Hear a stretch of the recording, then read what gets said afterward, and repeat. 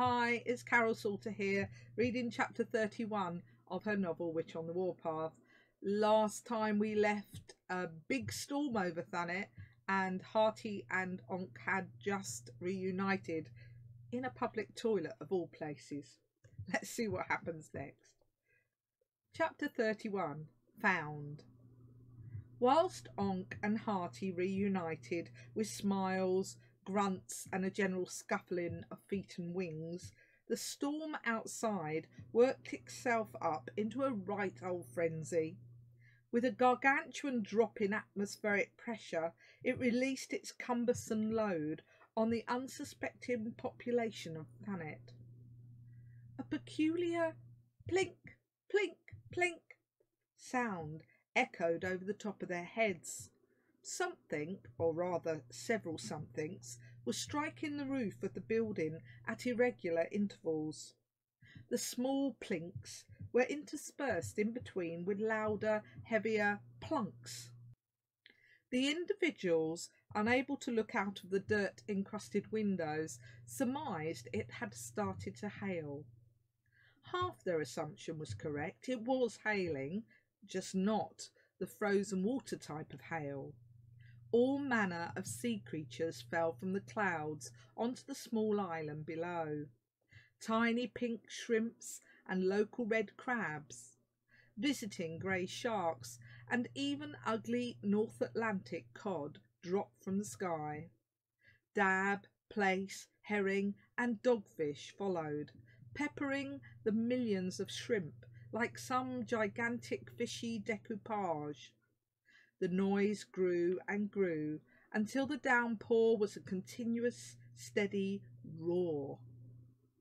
The trio and the remaining trapped creatures decided to stay in the dry, if a trifle puddly, building, rather than proceed outside to be drenched for a second time.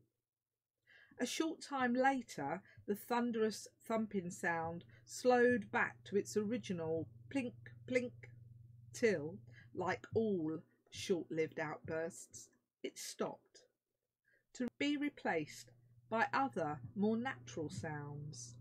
Cats. A large number of cats, by the sound of it. The mewing became louder and nearer. Friends of Onk, Hearty was sure, aware of Onk's propensity for fish suppers, and by association the cats that came along with it as hangers-on.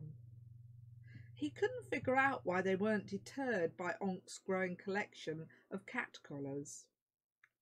Onk moved to leave, and Hearty, recognising he was in danger of being left alone with the hungry dragon, however small, became wary.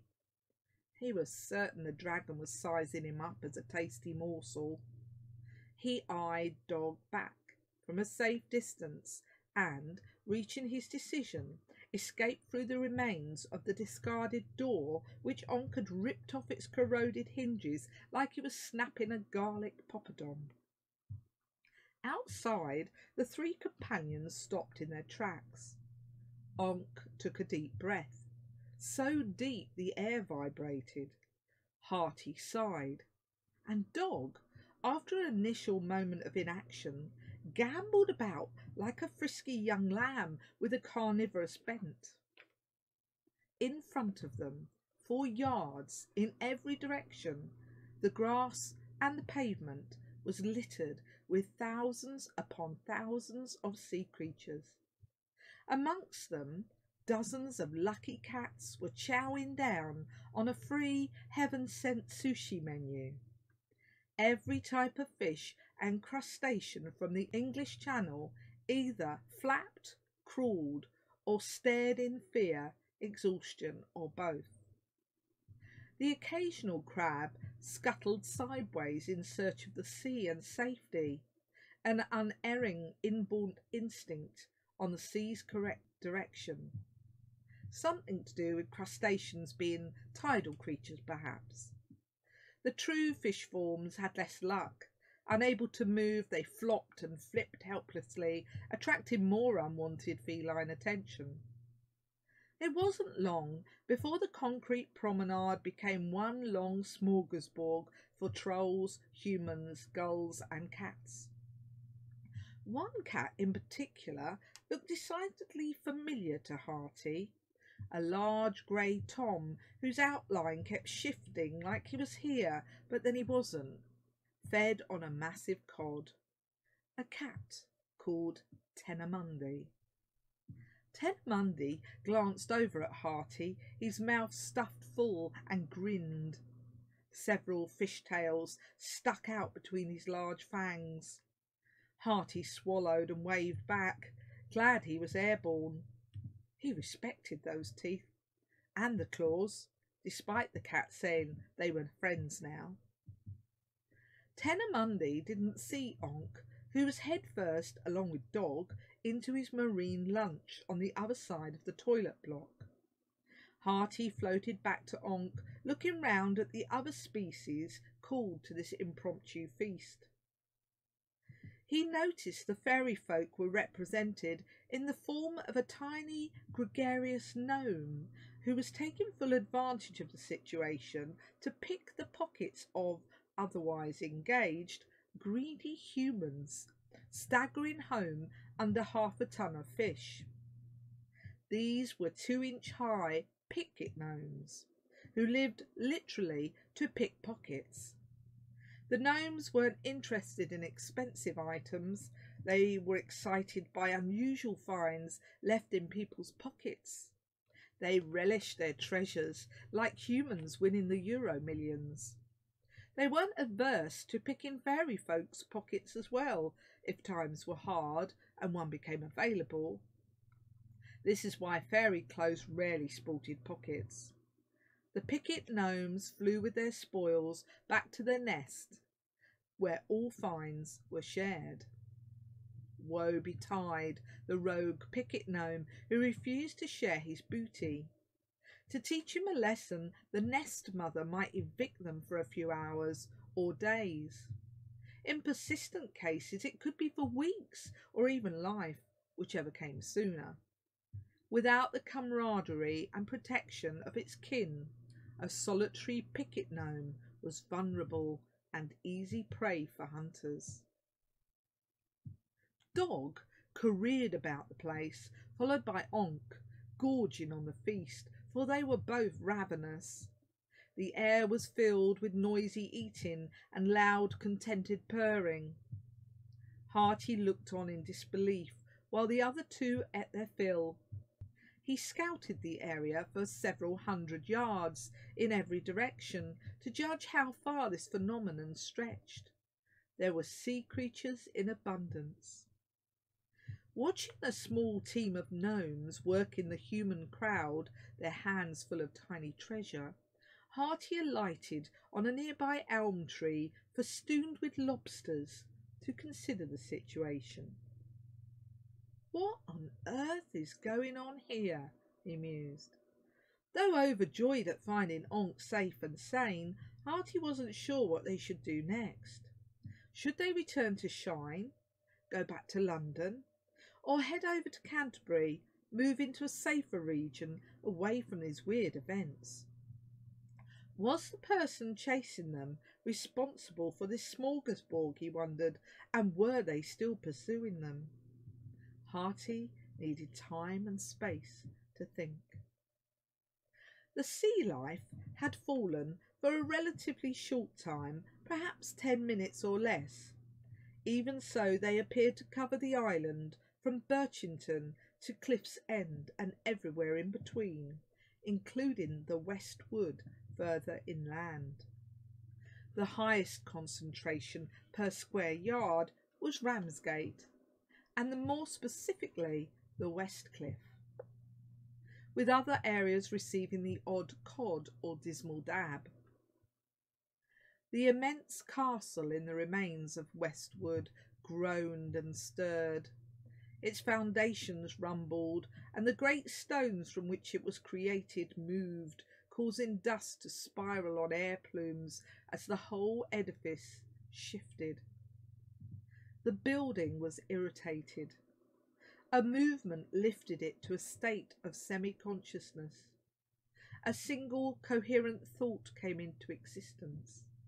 It asked, "Who has disturbed my rest?"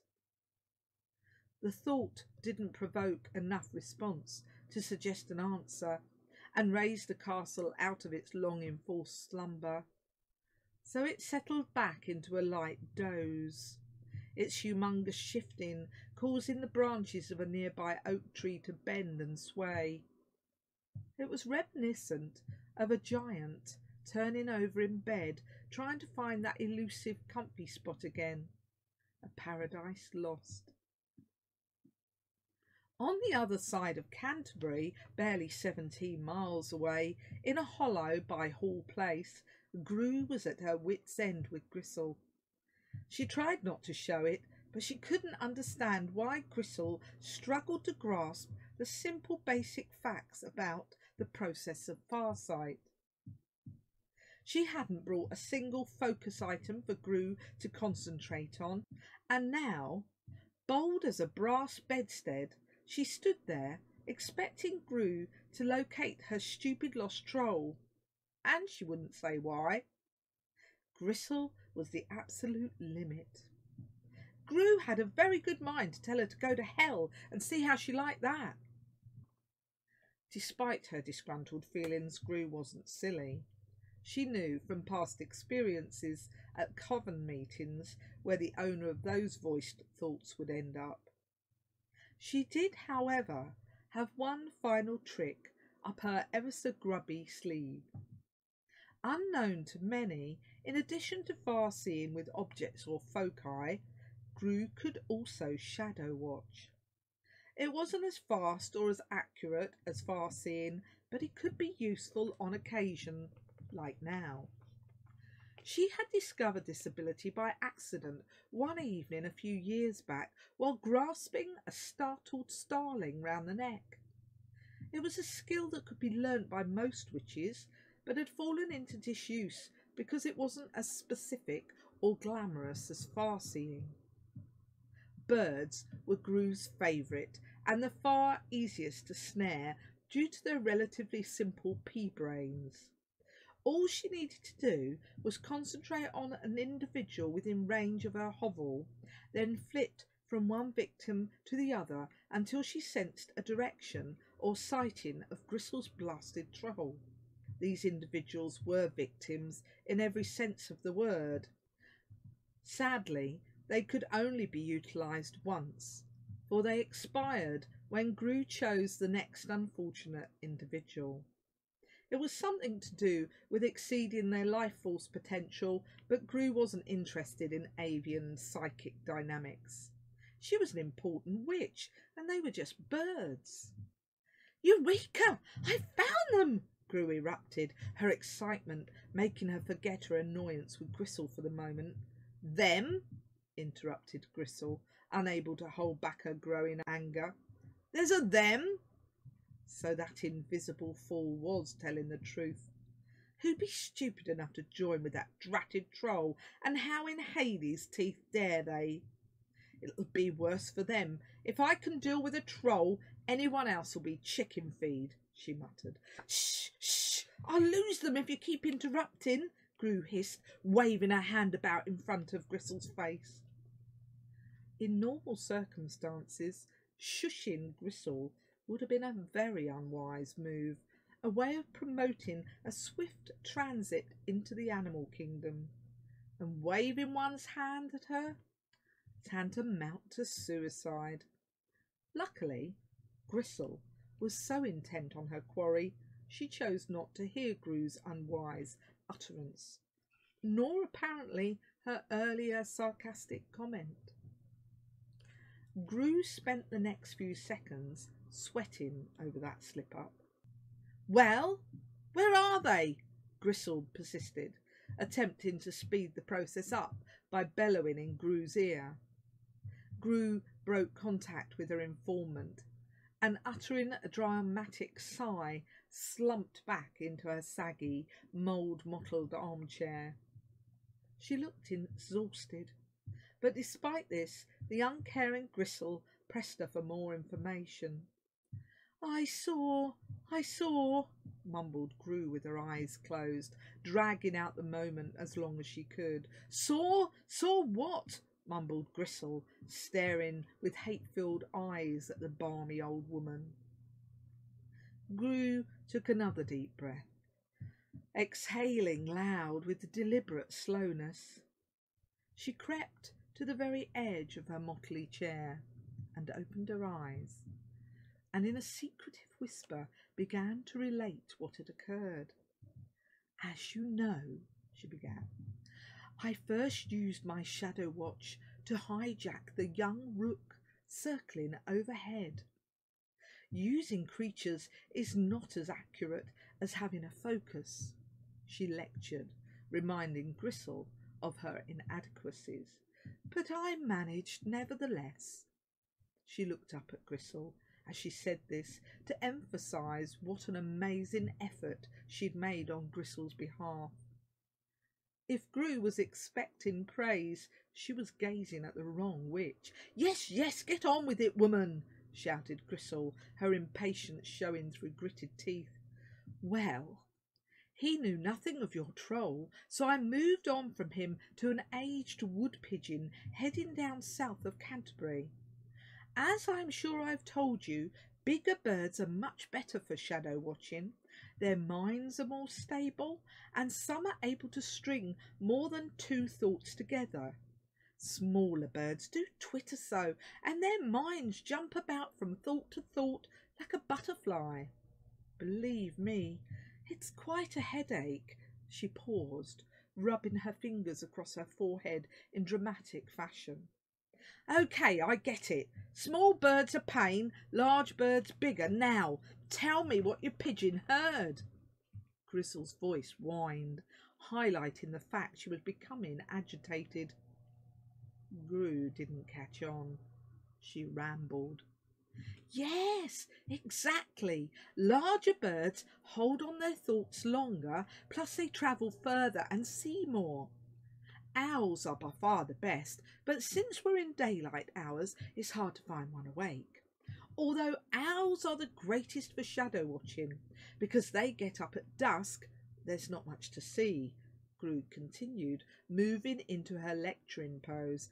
I know, you've told me that already, interrupted Gristle, her annoyance escalating at Gru's insistence of going over things she'd already spoken about, at great length too. Gristle hated being spoken to like she was a small child. Tell me what you saw. She almost added the word imbecile at the end of this, but she needed Gru's skills for the time being. I'm coming to that, muttered Gru, annoyed at being interrupted yet again. The seagulls were upset at the loss of their 7 brothers. They set up such a commotion that soon most of the bird population on Thanet, including the green parrots, had heard and were repeating the story, expanded on and elaborated, of course. There were 7 dragons, mastered by 2 huge trolls. Together they killed 100 gulls, driving them to their deaths on the Ramsgate breakwater, then gorging on their poor broken bodies, tearing them apart without respect. Gru had managed to snare one such green parrot as it flew north into Canterbury. Its family roost was situated at the north end of Westgate Tower Gardens, within the precinct of the city walls. It relayed the awful tragedy to its sibling parrots, how several hundred seagulls were incinerated by an army of dragons and trolls on Ramsgate Beach. Its sister parrot took flight, continuing northwards, relaying the dastardly crime. Gru didn't need to see the troll to know it was the one Gristle sought. She listened to the bird keening over the loss of its cousins, the seagulls, at the hands of dragons and a band of evil trolls. Green parrots were notorious for exaggerating. And that's where we'll leave it this time. Be interesting to see what happens. I can feel a showdown coming. Goodbye.